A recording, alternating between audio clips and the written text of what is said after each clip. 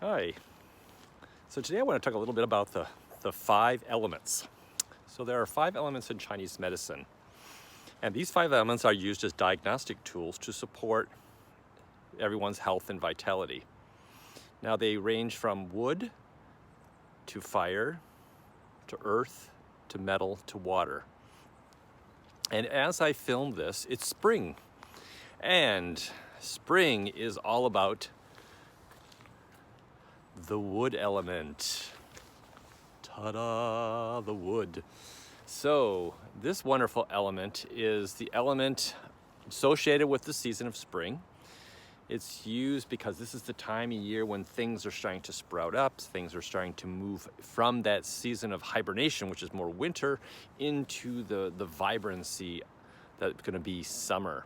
So this in-between season is moving out, what they call moving out of yin into yang to maximize the flow. So it's a very strong upward force. There's a lot of drive here. That's the reason all the plants are really striving to get up, be the tallest trees so they can get the sunlight. All the animals are finding partners and reproducing and creating this sense that a rebirth, a whole season of rebirth.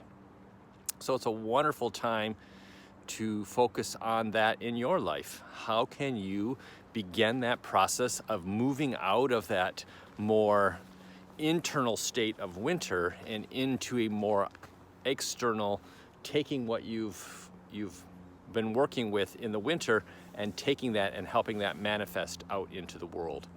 So there are a few thoughts about the element of wood.